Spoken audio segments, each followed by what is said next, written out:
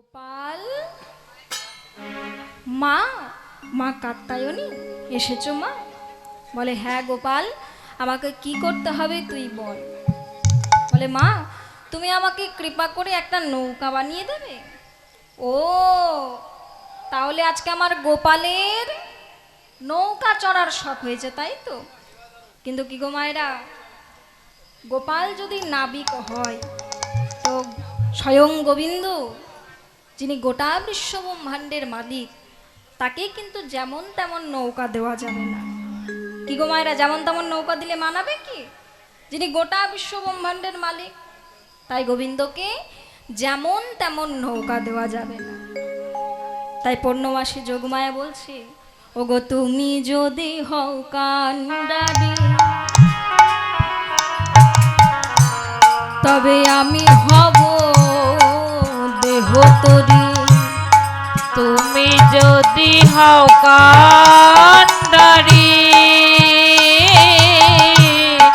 আমি হব দেহ তরি। আমি ভাসিব ভাসিব আমি ভাসিব ওই যমুনার জলে। ভাসিব যমুনার জলে। আমি ভেসে ভেসে বেড়াবো ভেসে ভেসে বেড়াবো ভেসে ভেসে বেড়াবো ভেসে ভেসে বেড়াবো। ওই রাধা শ্যামে পক্ষে লয়ে ভেসে ভেসে বেড়াবো। রাধা শ্যামে পক্ষে লয়ে ভেসে ভেসে বেড়াবো। আমি রাধা শ্যামে পক্ষে লয়ে ভেসে ভেসে বেড়াবো। রাধা শ্যামে পক্ষে লয়ে মুখে জয় রাধে গোবিন্দ বলে রাধা শ্যামে পক্ষে লয়ে জয় রাধে গোবিন্দ বলে রাধা শ্যামে পক্ষে লয়ে জয় রাধে গোবিন্দ বলে রাধা শ্যামে পক্ষে লয়ে জয় রাধে গোবিন্দ বলে রাধা শ্যামে পক্ষে লয়ে ভেসে ভেসে বেড়াবো। ভাসিব যমুনার জলে। ভাসিব যমুনার জলে।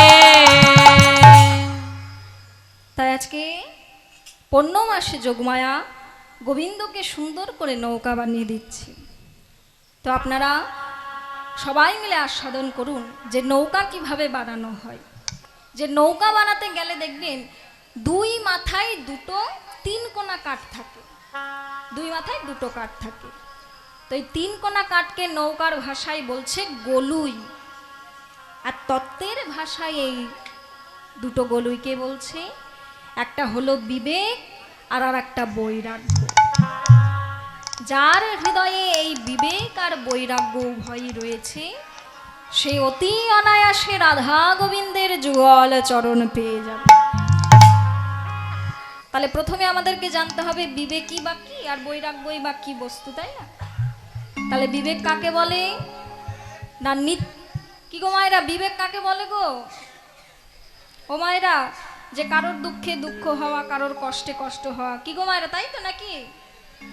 হ্যাঁ না, এটাকে কিন্তু বিবেক বলছে না। বিবেক কোনটা না? নিত্য অনিত্য বস্তু বিচারও বিবেক, অর্থাৎ কোনটি নিত্য বস্তু আর কোনটি অনিত্য বস্তু এই বিচার বোধের নামই হলো বিবেক। অর্থাৎ আমাদের এই দেহটা হলো ক্ষণস্থায়ী। কোনো এক সময় জন্ম হয়েছে, আস্তে আস্তে বড় হচ্ছে এবং একদিন এই দেহের বিনাশ হয়ে যাবে। সেজন্য এই দেহ হলো ক্ষণস্থায়ী। আর চিরস্থায়ী হলো কোনটা না? এই দেহের মধ্যে যেটা খেলা করছে আমাদের সেই আত্মা, সেটা হলো চিরস্থায়ী।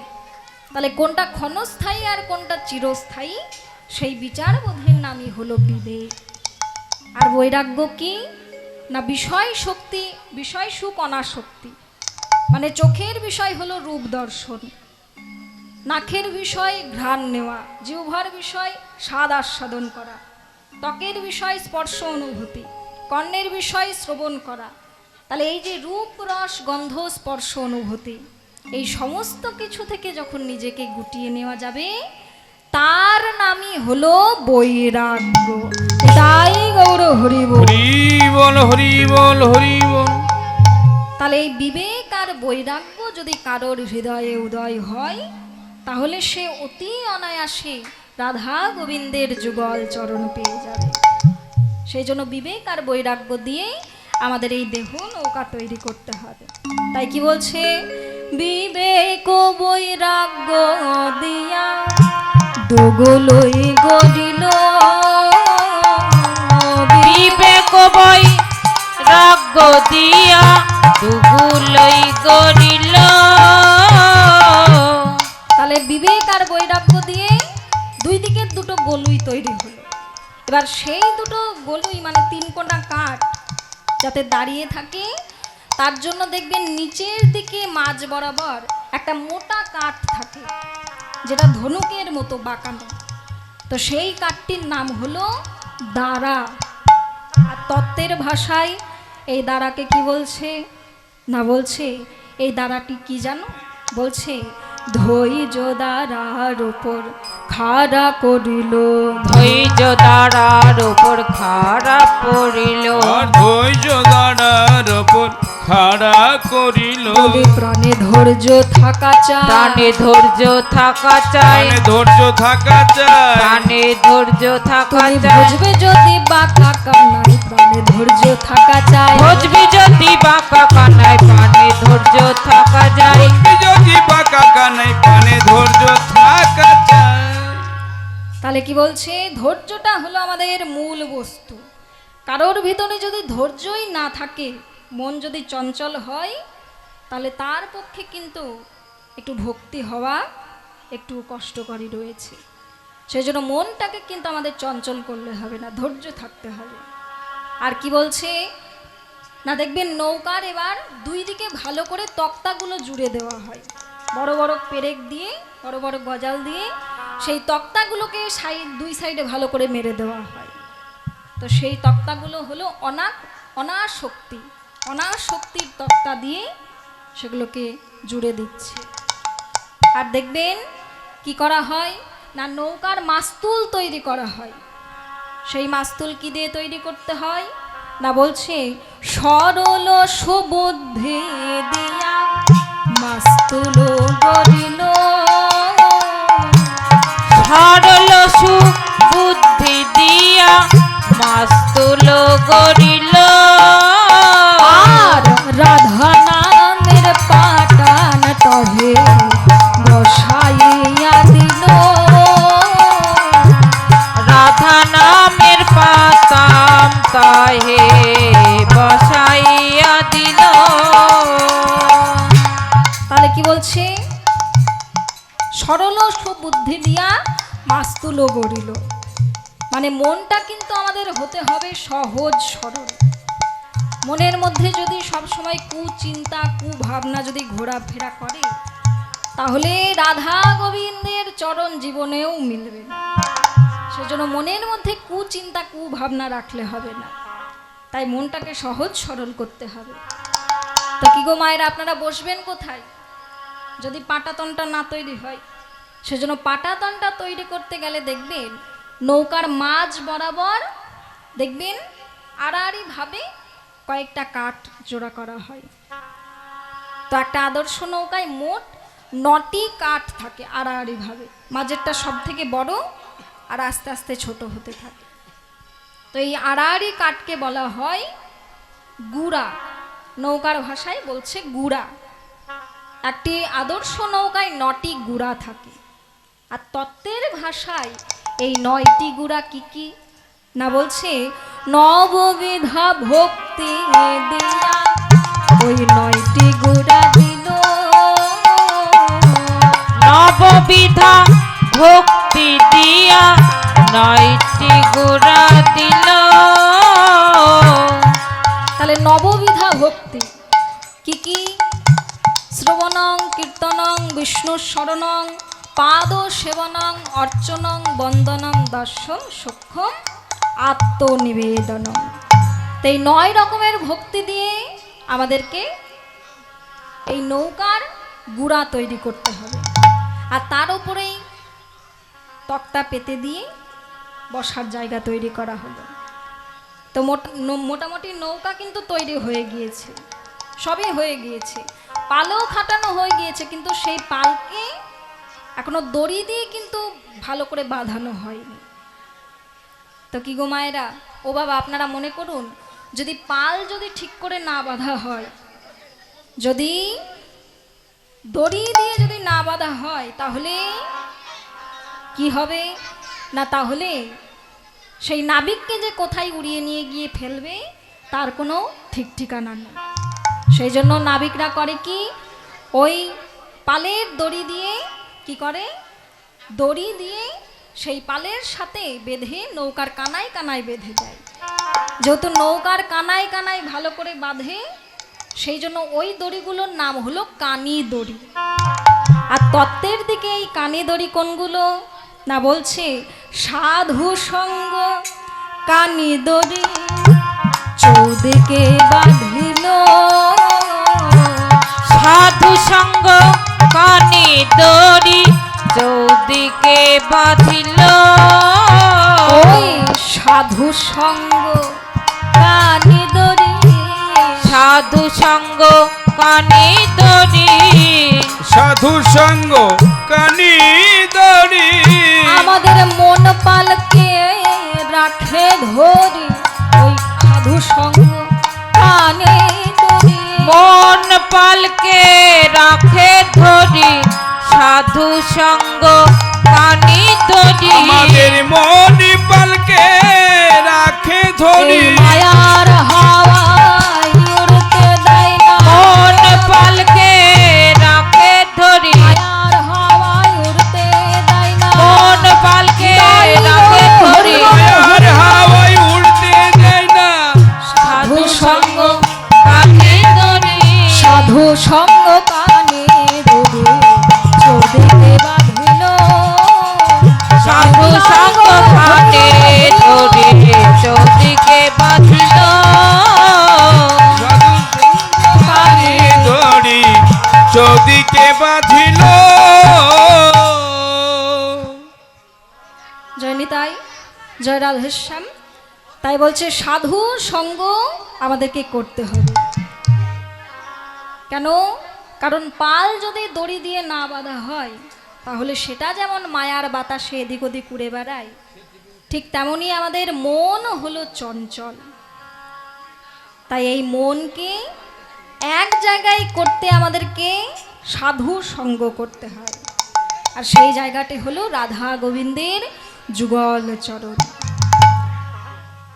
তাহলে কি গো মায়েরা, ও বাবা, এতক্ষণ আপনারা তত্ত্ব দিয়ে কিভাবে নৌকা বানানো হচ্ছে সেটা আপনারা আস্বাদন করলেন। তো কি গো মায়েরা, এবার যদি একটু মণি মুক্তা রজত কাঞ্চন দিয়ে যদি না তৈরি করা হয়, তাহলে গোপীদের কি মন ভুলবে?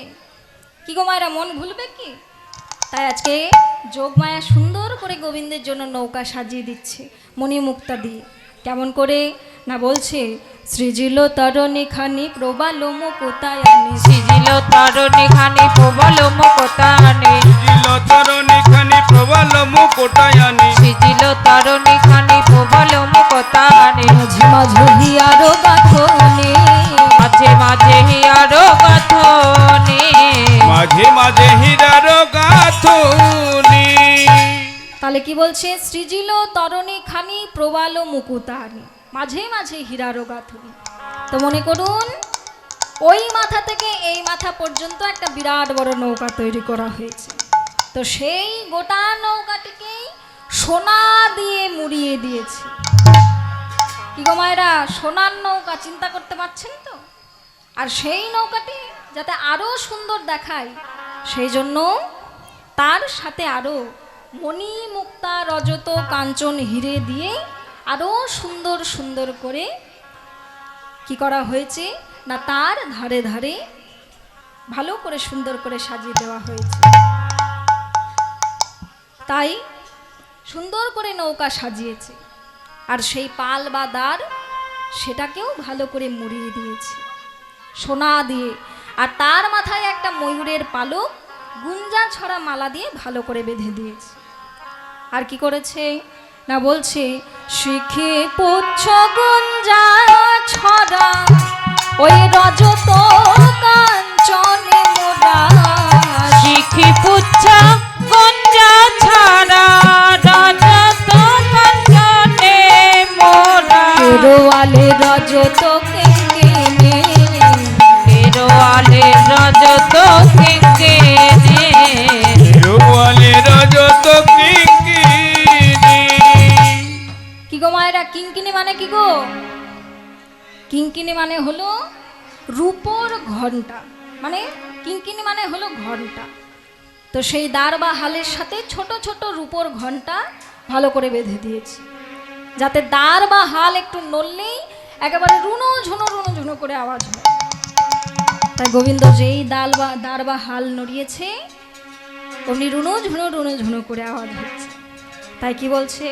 তাই বলছে, তাই কিঙ্কিনি বাজেছে, কিঙ্কিনি বাজেছে কিঙ্কিনি বাজিছে কিঙ্কিনি বাজেছে বলে কিকিনি বলে কিঙ্কিনি বাজেছে। কিকিনি বলে কিঙ্কিনি বাজেছে কিকিনি বলে কিঙ্কিনি বাজিছে কিকিনি বলে কিঙ্কিনি বাজেছে কিকিনি কিকিনি কিঙ্কিনি কিঙ্কিনি কিঙ্কিনি কিঙ্কিনি কিনি কিনি কিনি কিনি কি কিনি কি কিনবো? কি গো মায়েরা, কি কিনবো গো? আমি রাই কিনি না শ্যাম কিনি, কিঙ্কিনি বাজেছে।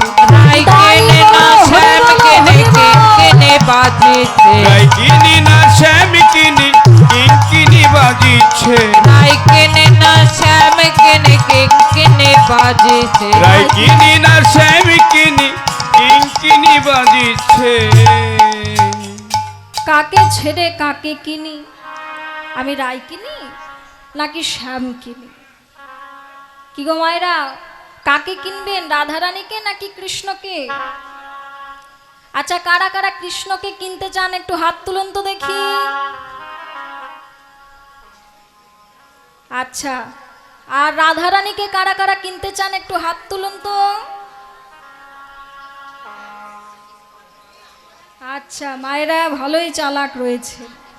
আসলে আজকে কিঙ্কিনি মনে মনে চিন্তা করছে, আমার কাছে তো খুব বেশি পয়সা করি নেই, আমার কাছে তো খুব বেশি পয়সা করি নেই, তো আমি দুজনকে কিভাবে কিনব? তবে ভক্তি শাস্ত্র কিন্তু আমাদেরকে অনেক সুযোগ সুবিধা করে দেয়। এই যে যেমন মাঝে মাঝে কোম্পানিগুলো অফার দেয় না, কি গো মায়েরা, কোম্পানিগুলো অফার দেয়, যেমন কোলগেট কিনলে ব্রাশ ফ্রি, তাই তো?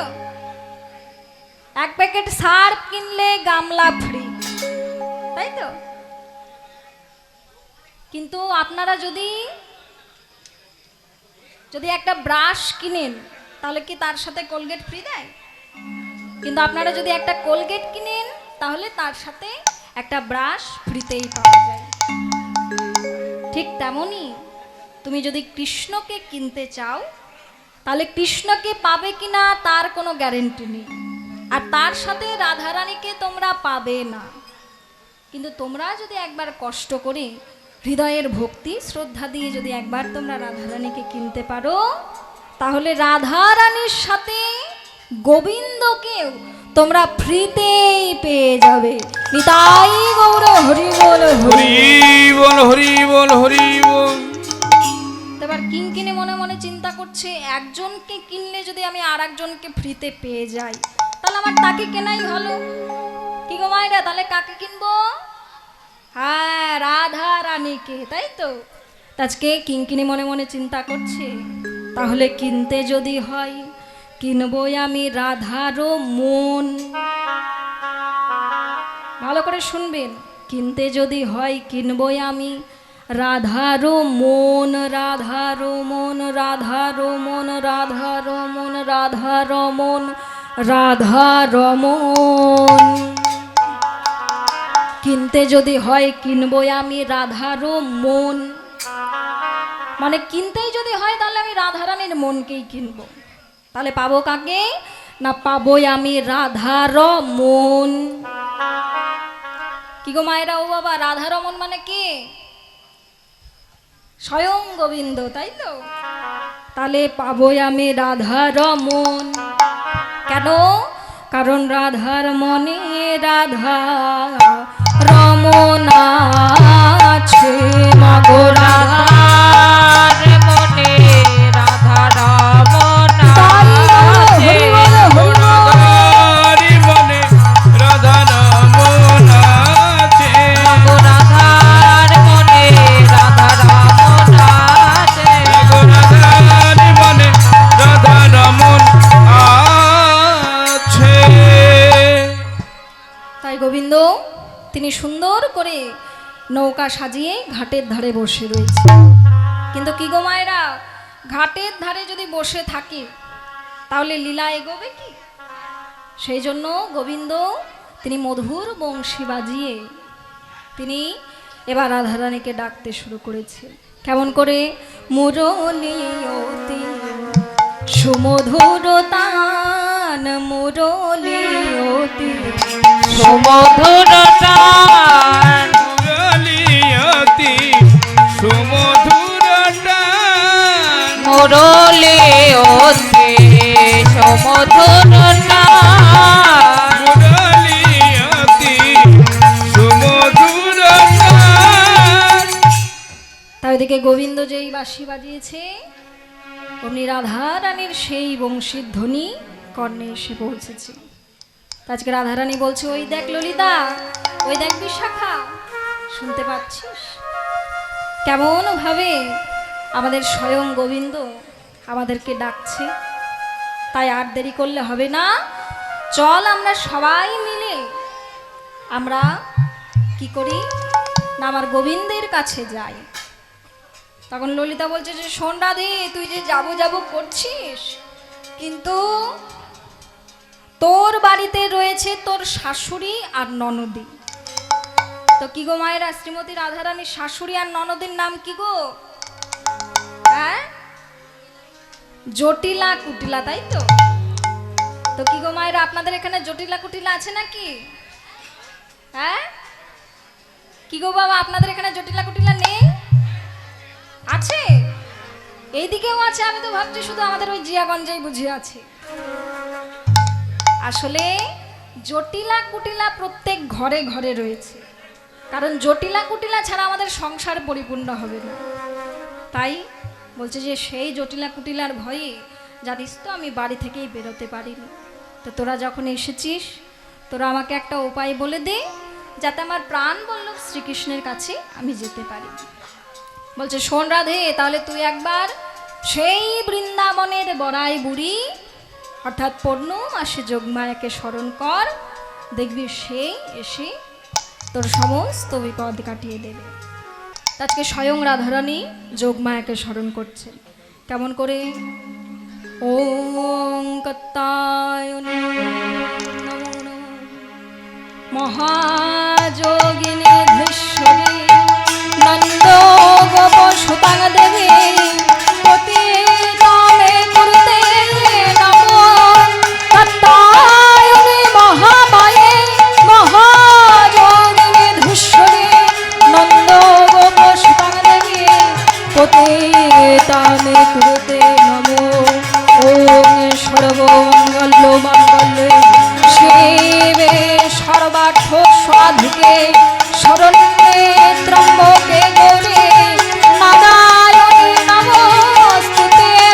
সর্বমঙ্গল মঙ্গলে শিবে সর্বার্থ সাধিকে শরণ্যে ত্রম্বকে গৌরী নারায়ণী নমস্তুতে।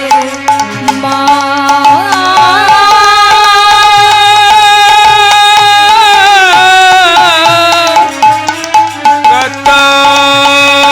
কাত্যায়নী তারা মা। মা ভই মা ভই। আরে ও নাতনি রাধে, তুই আমাকে স্মরণ করছিস যে? বলে, ও বড়িমাই, তুমি আমাকে যেভাবেই পারো আমার প্রাণ গোবিন্দের কাছে নিয়ে চলো। বলে, শোন রাধে, তাহলে তুই তোর সমস্ত রকমের পসরা সাজিয়ে তৈরি থাক, আর আমি একটু তোর শাশুড়ির কাছ থেকে অনুমতি নিয়ে আসি, বুঝলি তো? তা আজকে এবার বড়াই বুড়ি চলেছে জটিলার কাছ থেকে অনুমতি নেওয়ার জন্য। জটিলে, আরে ও জটিলে, কই রে? বাড়িতে বসে বসে করিস কি? শোন, বসে বসে খেলে কিন্তু রাজার ভান্ডার ফুরিয়ে যায়, তাই বসে বসে খেলে হবে না। তো তোদের বাড়ির যত, শোন, তোদের জন্য আমি একটা সুখবর এনেছি, যে ওই যে মথুরার কংস মহারাজ আছে না, শোন, তার কথা আর কি বলবো, সে ঘোষণা করেছে যে যারা যারা মথুরার হাটে যারা দধি দুগ্ধ ঘিত ঘোলের পসরা নিয়ে যাবে, তাদের পসরা 10 গুণে বিক্রয় হবে। অর্থাৎ আজকে ঘিয়ের দরে ঘোল বিক্রয় হবে। তো বলছে ঘিয়ের দরে ঘোল বিক্রয় হবে, মানে ওই 50-60 টাকা কেজি দরের ঘোল আজকে 800 টাকায় বিক্রি হবে। তো শোন, রাতারাতি কিন্তু অনেক বড় লোক হবার সুযোগ, এই সুযোগ হাতছাড়া করলে চলবে না। চল আমরা সবাই মিলে মথুরার হাটে যাই ব্যবসা বাণিজ্য করতে। আয় আয় আয়। ও বুড়িমাই, আমার তো বয়স হয়েছে, তাই এই বয়সে আমি হেঁটে হেঁটে যেতে পারবো না। ও, তুই বলছিস যে তোর বয়স হয়ে গেছে, তাই তো? কিন্তু তোর বয়স হয়েছে কি হয়নি সেটা কিন্তু আমি বিচার করব না, এখানে সবাই সমস্ত ভক্তগণেরা দেখে বলবে। তো কি গো মায়েরা, ও বাবা, আপনারা একটু ভালো করে দেখে বলুন তো, এর বয়স হয়েছে? হ্যাঁ, ওই একটু ওইদিকে তাকাও। কি গো মায়েরা, বয়স হয়েছে গো? দেখে কত বছর মনে হচ্ছে? 16? আর কে কি বলছে? 18, 19? আর কে কি বলবে? 25? আচ্ছা বেশ। শোন, এক একজন কিন্তু এক এক রকমের বয়স বলছে, কেউ কিন্তু সঠিক বয়সটা বলতে পারলো না। তা তুই একটু ভালো করে সবাইকে বুঝিয়ে বলতো যে তোর কখুরি বয়স হয়েছে? 4 কুড়ি। 4 কুড়ি মানে কত গো? 80। তো দেখে মনে হচ্ছে যে এর 80 বছর বয়স হয়েছে? হ্যাঁ, কি গো মায়েরা, মনে হচ্ছে? আসলে মনে হবে কেমন করে? আসলে চুলে কলপ করেছে।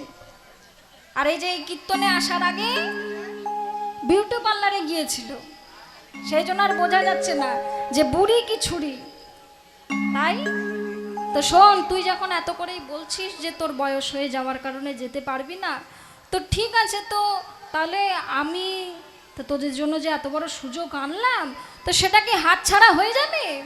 ও বুড়িমাই, আমার মেয়ে কুটিলাকে নিয়ে যাও না। কি? তোর মেয়ে কুটিলা? কোনটা একটু দেখাতো। মোবাইল দেখছে।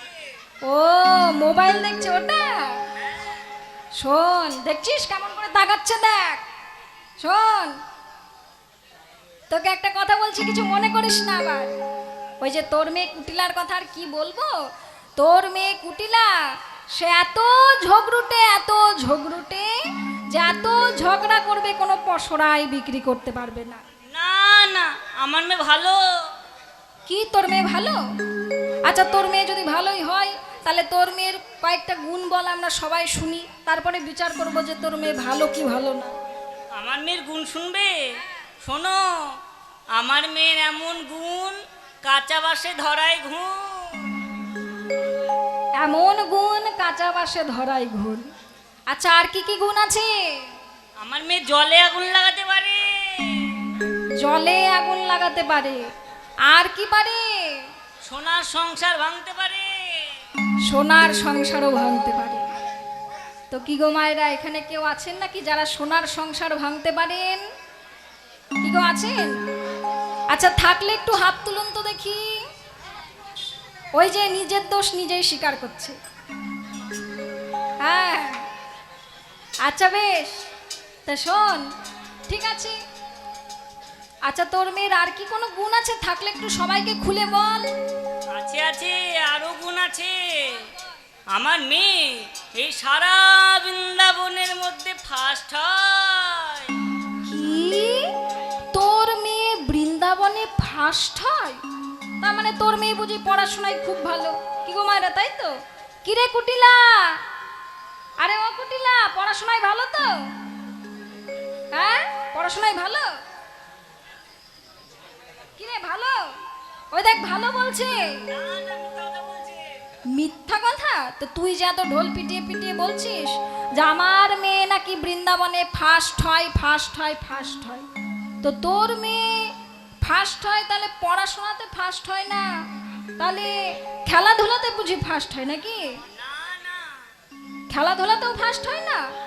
তাহলে কি গো মায়েরা, পড়াশোনাতে ফার্স্ট হয় না, খেলাধুলাতে ফার্স্ট হয় না, তো কিসে ফার্স্ট হওয়ার কথা বলছিস?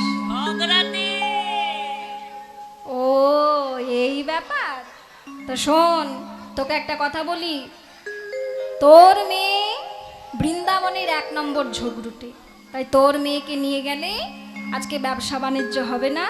তো তুই এক কাজ কর, তুই যদি আমাকে অনুমতি দিস তাহলে তোর বৌমা রাধারানীকে নিয়ে আমরা সবাই মিলে মথুরার হাটে যাব। তা তুই কি অনুমতি দিবি কি দিবি না বল? আচ্ছা বেশ। তো এবার শ্রীমতী রাধারানী কি করলেন, সমস্ত সখীদেরকে আদেশ করলেন যে সখী তাহলে তোরা আর দেরি করিস না, চল এবার আমরা সবাই মিলে মথুরার হাটে যাই। তাই ওইদিকে কি করলেন না, বড়াই বুড়ি এসে শ্রীমতী রাধারানীর মাথায় সেই দধি দুগ্ধ ঘিত ঘোলের পসরা নিয়ে তিনি এবার কি করলেন, সেই পসরা রাধারানীর মাথায় তুলে দিলেন এবং সেই পসরা নিয়ে মথুরার হাটে সবাই মিলে চলেছে।